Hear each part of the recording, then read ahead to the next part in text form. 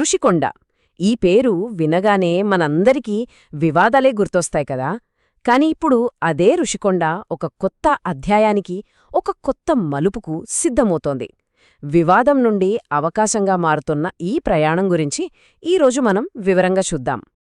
ఒకప్పుడు కూల్చేస్తారేమో, కేవలం 4 గోడలుగా మిగిలిపోతాయేమో అనుకున్న ఈ భవనాలు ఇప్పుడు ఏకంగా విశాఖపట్నాన్ని అంతర్జాతీయ పర్యాటక పటంలో నిలబెట్టబోతున్నాయా? అసలిది సాధ్యమేనా? దీని వెనకున్న కథేంటో ఒక్కసారి చూద్దాం. సో, ఇంత పెద్ద మార్పు ఎలా సాధ్యమైంది? దీని వెనుక ఉన్నది కొత్తగా వచ్చిన ప్రభుత్వం తీసుకున్న ఒక స్ట్రాటజిక్ నిర్ణయం. రాజకీయాలను పక్కనపెట్టి ఈ భవనాల భవిష్యత్తు వైపు ఆలోచించడం మొదలుపెట్టింది. అసలు ఆ వ్యూహమేంటో చూద్దాం. మనందరికీ తెలిసిందే, గత ప్రభుత్వ హయాంలో కట్టిన ఈ బిల్డింగ్స్ ఎంత పెద్ద రాజకీయ దుమారం రేపాయో. వీటిని ఏం చేస్తారు, అసలు ఉంచుతారా లేక కూల్చేస్తారా అని అందరూ చాలా ఆసక్తిగా ఎదురుచూశారు. అయితే అందరి అంచనాల్ని తలకిందులు చేస్తూ కొత్త ప్రభుత్వం ఒక అనూహ్యమైన నిర్ణయం తీసుకుంది. కూల్చివేత కాదు, వినియోగం. అవును, వీటిని కూల్చేయడం బదులు ఎలా వాడుకోవాలనే దానిపై దృష్టి పెట్టింది. ఇది కథలో ఒక మేజర్ టర్నింగ్ పాయింట్ అన్నమాట.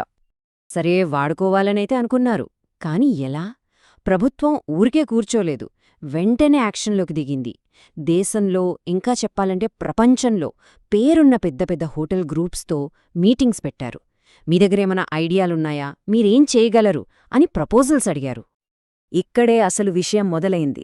ప్రభుత్వం ఊహించిన దానికంటే కొన్ని రెట్లు ఎక్కువ రెస్పాన్స్ వచ్చింది. ప్రపంచవ్యాప్తంగా ఉన్న టాప్ బ్రాండ్స్ అన్నీ ఋషికొండను ఒక గోల్డెన్ ఆపర్చునిటీగా చూశాయి. మరి ఆ కంపెనీలేవి? చూడండి, ఇక్కడ బరిలోకి దిగింది మామూలు కంపెనీలు కాదు.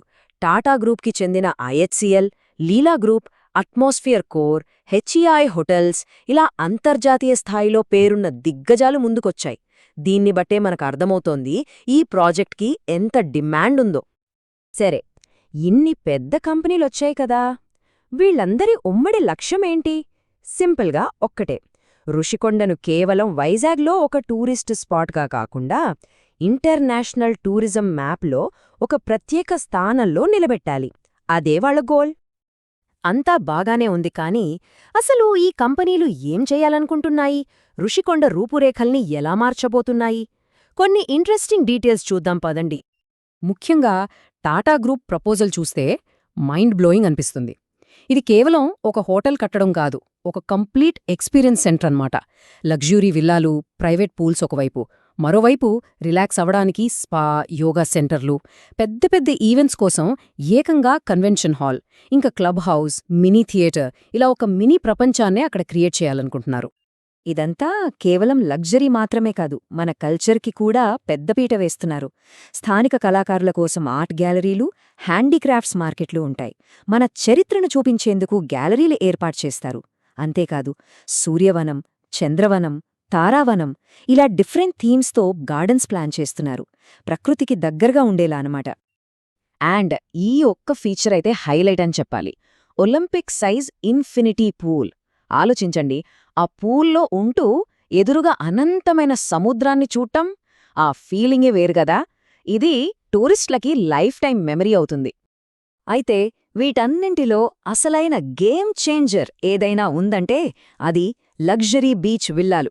దాదాపు 200 నుంచి 250 లగ్జరీ రూమ్స్, విల్లాలు రూమ్ డోర్ తీయగానే నేరుగా బీచ్లోకి వెళ్లేలా ప్లాన్ చేస్తున్నారు. దీనికి కోస్టల్ రెగ్యులేషన్ జోన్ అంటే సిఆర్జీ పర్మిషన్స్ రావాలి. ఒకవేళ అది వస్తే మాత్రం వైజాగ్ టూరిజం రేంజ్ మారిపోతుంది. సరే, ఇవన్నీ బాగున్నాయి, కానీ ఈ మార్పుల వల్ల మన రాష్ట్రానికి ఏంటి లాభం? ఇది కేవలం కొన్ని భవనాల కథ కాదు, ఒక రాజకీయ భారాన్ని ఒక ఆర్థిక ఇంజిన్గా ఎలా మార్చొచ్చో చెప్పే ఒక కేస్ స్టడీ. ఆ ఇంపాక్ట్ ఎలా ఉండబోతుందో చూద్దాం. చాలా సింపుల్గా చెప్పుకోవాలంటే, ఇంటర్నేషనల్ బ్రాండ్స్ రావడం వల్ల స్థానికులకు చాలా ఉద్యోగాలొస్తాయి. పర్యాటకులు ఎక్కువ వస్తే ప్రభుత్వానికి ఆదాయం పెరుగుతుంది. అన్నింటికంటే ముఖ్యంగా వైజాగ్కి గ్లోబల్ మ్యాప్లో ఒక ప్రత్యేక గుర్తింపు వస్తుంది. ఇది ఒక రకంగా ప్రభుత్వానికి కూడా చాలా పెద్ద ప్లస్ పాయింట్.